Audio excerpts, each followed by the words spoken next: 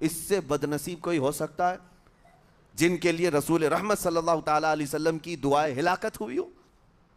حضور صلی اللہ تعالیٰ علیہ وسلم ایک دن مسجد نبوی شریف میں تشریف لے جا رہے تھے، منبر پر آپ نے قدم رکھا، آمین کہا، پھر دوسرے زینے پر قدم رکھا، آمین کہا، تیسرے زینے پر قدم رکھا، آمین کہا، خطبہ مکمل کیا۔ صحابہ نے پوچھا یا رسول اللہ صلی اللہ علیہ وسلم، ہر زینے پر آپ قدم رکھتے ہوئے آمین کس لیے کہہ رہے تھے؟ سنو، رسول پاک صلی اللہ علیہ وسلم ارشاد فرماتے ہیں کہ میں جب پہلے زینے پر قدم رکھا تو سید الملائکہ جبرائیل امین آئے اور دعا کرنے لگے۔ کیا دعا کیا؟ یوں کہا، یا رسول اللہ صلی اللہ علیہ وسلم، وہ شخص ہلاک و برباد ہو جائے جو آپ کا نام سنے اور پھر اس کے بعد درود نہ بھیجے۔ حضور فرماتے میں نے آمین کہا۔ حضور کا نام سنتے ہی آپ کی زبانوں پر درود آ جانا چاہیے، اللہم صلی علی سیدنا محمد وآلہ وصحبہ وبارک وسلم۔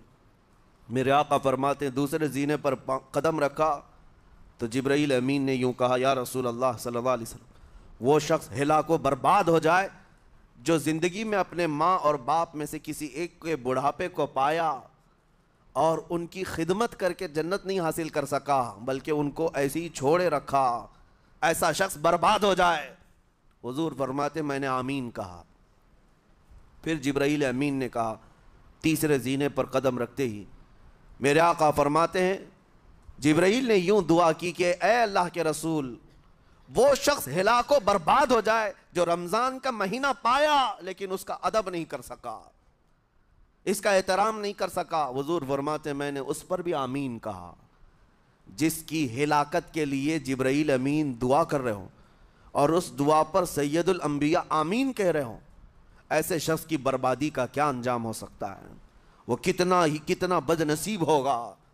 اسی لیے میرے عزیزوں، مسلمانوں میں یہ رواج ہی نہیں ہونا چاہیے کہ اٹھ کر کے پوچھتے رہیں روزہ ہے کہ نہیں ہے، روزہ ہے کہ نہیں ہے۔ مسلمان ہے تو روزہ ہے، اور یہ کوئی آپشنلی عبادت نہیں ہے کہ 4 رکھ لیا 2 نہیں رکھا، آپشنلی نہیں، یہ فرض عین ہے۔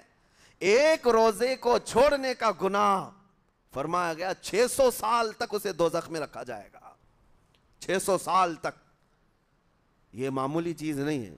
اور جن کے پچھلے روزے قضا ہو چکے ہیں معاف نہیں ہوں گے، تھپڑ مار لیں گال پہ، توبہ توبہ کر لیں، معاف نہیں ہوں گے۔ توبہ تو کرنے کے ساتھ ساتھ قضا بھی کرنا ہوگا۔ جب موقع ملے سال بھر میں اپنے چھوٹے ہوئے روزوں کو واپس کرنا ہے۔ اس کی اہمیت میں آپ کو بتا دوں، ایک روزہ اگر جان بوجھ کر کے کسی نے توڑا یا چھوڑا تو جانتے ہیں اس کا کفارہ کیا ہے؟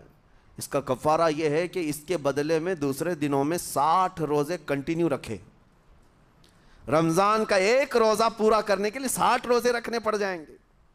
ہاں، اگر کسی عذر کی وجہ سے، کسی تکلیف کی وجہ سے چھوڑا تھا، بیمار تھا یا سفر میں تھا یا تکلیف کی شدت تھی، اس وجہ سے روزہ چھوڑا تھا، تو اس کے بدلے میں ایک روزے کی قضا ایک ہی روزہ ہوگی۔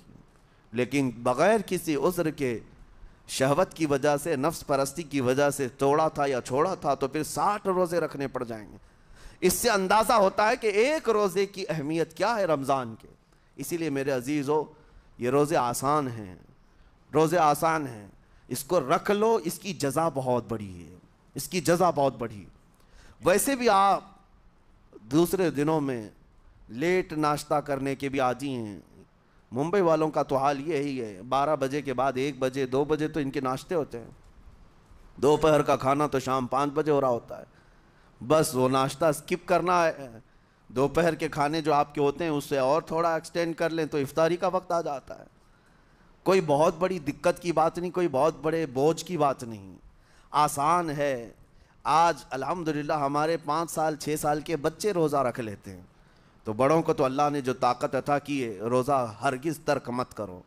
لیکن ساتھ میں آج یہ میسیج ضرور دوں گا، نیت یہ کرو کہ مجھے تقویٰ مل جائے، مجھے پرہیزگاری مل جائے، اور یہ آپ کو خود چیک کرنا ہوگا۔ روزانہ رات کو نماز میں کھڑے ہو جاؤ تراویح کے، دیکھو کہ کتنی تبدیلی آ رہی ہے۔ آج میں نے روزہ افطار کیا، میرے اندر بدلاؤ آیا کہ نہیں آیا؟ اور اگر نہیں آ رہا ہے، کوئی تبدیلی نہیں آ رہی ہے، تو اس کا مطلب ہے آپ تقویٰ نہیں حاصل کر رہے، آپ تو روز مرہ کی روٹین پر چل رہے ہو۔ روٹین پر چلنے کا مطلب یہ روزہ نہیں ہے، روزہ تقویٰ دے کر جاتا ہے بندے کو۔ روزہ خوف خدا دے کر جاتا ہے بندے کو۔ اسی لیے میرے عزیزوں، آج دیکھیں آپ بہت ساری برائیوں سے رمضان میں بچ جاتے ہیں، تھوڑی اور محنت کی ضرورت ہے۔ ہم نے دیکھا ہے بہت سارے گھروں میں، باقی عیاش گھروں کی مجھے کوئی وہ نہیں ہے، ان سے کوئی لینا دینا نہیں، لیکن نارمل مسلمانوں کے گھروں میں بھی ہوتا یہ ہے، عورتیں بچوں کو تلقین کرنا شروع کر دیتی ہیں، گانے بند کرو، ٹی وی بند رکھو، بہت ساری چیزیں بند رکھو کہ رمضان آیا ہوا ہے۔ اور رمضان میں اگر ٹی وی لگا بھی لیا تو کچھ اسلامک چیزیں دیکھنے لگ گئے۔ ماحول تم نے خود ہی بدلا ہے اپنے گھر میں، کچھ چیزوں کو آپ نے بدلا ہے اور کچھ چیزوں کا ادب آپ نے کرنا شروع کیا ہے۔ اسی کو اور تھوڑی سی محنت کے ساتھ بڑھا لیا جائے، قسم رب ذوالجلال کی ہر برائی رمضان میں ہی آپ سے ختم ہو جائے گی۔ جس کی کوئی چیز چھوڑنے پر نہیں چھوٹتی ہے وہ رمضان میں کر کے دیکھ لے، اللہ کی بارگاہ میں یاد کرے کہ مولا دن بھر میں تیری رضا کے لیے بچ رہا ہوں، مجھے میری باقی زندگی میں ان گناہوں سے بچا لے۔ وہ رحمان ہے، جب وہ تمہیں اس کے بدلے میں جنت دیتا ہے تو یہاں برائیاں کیوں نہیں چھڑواتا؟ یقیناً وہ برائیوں کو تم سے دور کرے گا۔ قرآن کا فرمان عالی شان لعلکم تتقون، اسی پر میں نے آپ کے سامنے بات رکھی ہے۔ روزے اس لیے فرض کیے گئے ہیں تاکہ تمہیں تقوی مل جائے، پرہیزگاری مل جائے۔ بعض لوگوں کو دیکھا گیا ہے رمضان المبارکہ میں بھی وہ اپنی بری حرکات سے باز نہیں آئے، ان کی روٹین ویسی ہی جاری رہی، نعوذ باللہ نظروں کی خطائیں بھی باقی رہیں۔ اور سب سے بری چیز یہ ہے کہ رمضان میں شیطان کی نیابت اگر کوئی کر رہا ہوتا ہے تو تمہارا یہ موبائل فون ہے۔ اکثر لوگ یہ سمجھتے ہیں کہ اس موبائل فون کو ہم استعمال کرتے ہیں تاکہ ٹائم پاس ہو جائے، روزہ کا وقت قریب آ جائے۔ اس ٹائم پاس کے چکر میں تم کیا کیا دیکھتے رہ جاتے ہو اور کہاں تک یہ چیزیں پہنچاتی ہیں تمہیں اندازہ بھی نہیں ہوتا، احساس بھی نہیں ہوتا، تو تمہاری رہی صحیح عبادت کو بھی یہ ہضم کر جاتا ہے، کھا جاتا ہے۔ اس کے استعمال پر اگر کنٹرول ہے تو خوب استعمال کرو، لیکن کنٹرول نہیں ہے تو اے نوجوانوں اس کا بھی روزہ رکھو، اس انٹرنیٹ کی بلاؤں سے محفوظ ہو جاؤ۔ اس لیے کہ بہتوں کو میں نے دیکھا ہے ان کے دن بھر اور رات بھر رمضان میں سوشل نیٹ ورکس پر مصروفیت ویسی کی ویسی ہے جیسے دوسرے دنوں میں تھی۔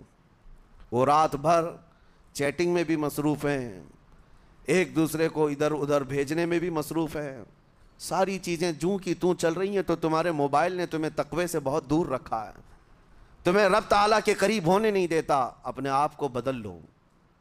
ظاہر سی بات ہے یہ سخت چیز ہے، اگر کوشش کرو گے تو بچ جاؤ گے، اور تقوی اتنی آسانی سے تو نہیں ملتا۔ اپنے آپ کو سٹرگل کرو، انشاءاللہ العزیز دل پاک ہو جائے گا، پھر آپ کو اپنی زندگی کے اندر جو اجالے نظر آئے